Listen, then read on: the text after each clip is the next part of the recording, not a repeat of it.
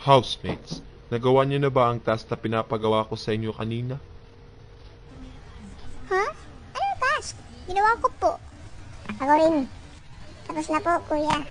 Ako rin po. Tapos na po, kuya. Bok, sabihin mo sa mga housemate na kailangan nilang mag-aral tungkol sa Central Dogma. Tatanungin ko kayo mamaya isa-isa.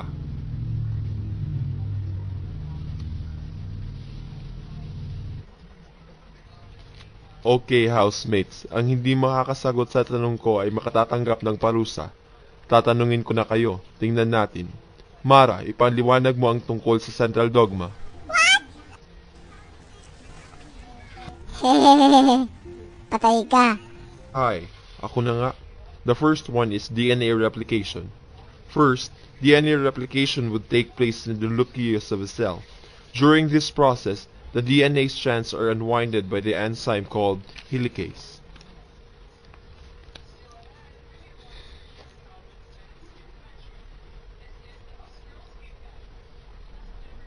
The single-stranded DNA-binding proteins land to the strands to keep them from reforming.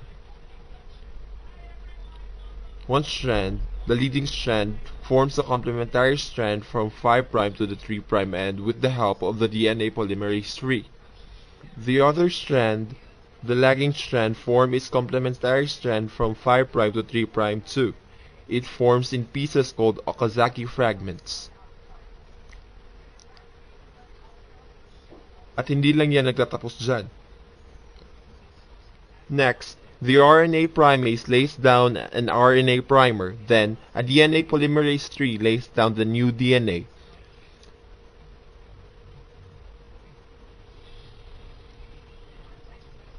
This process repeats again and again.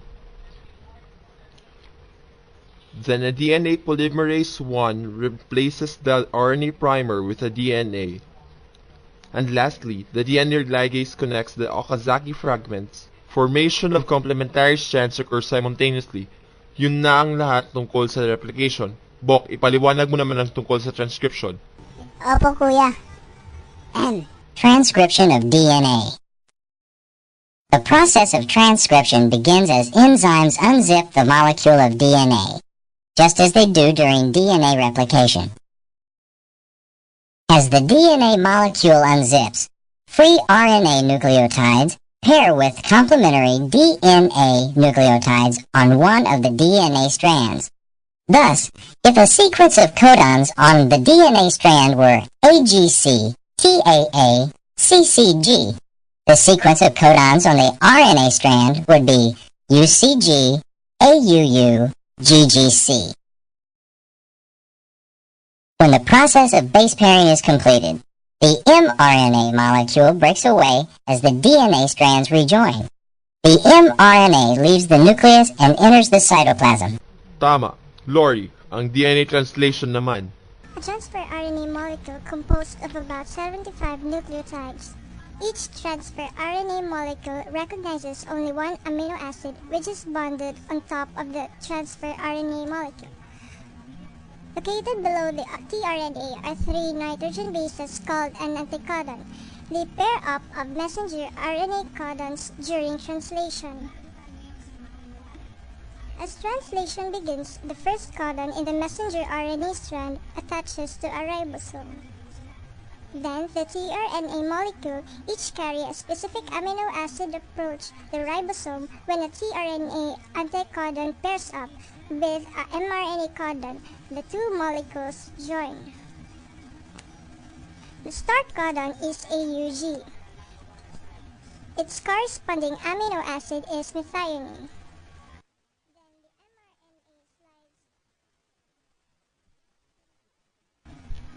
Then the mRNA slides along the ribosome to the next codon. A new tRNA molecule will bind to the next codon. The two joining amino acids then become joined by a peptide bond and the first tRNA molecule released by the mRNA.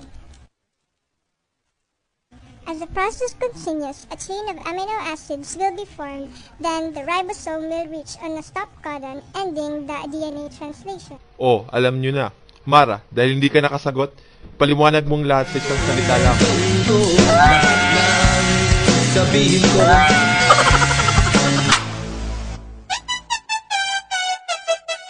Baby, your cellular construction has DNA instructions for base simple co-directs of peptide production. Quick famous deduction started from induction, a simple path to follow.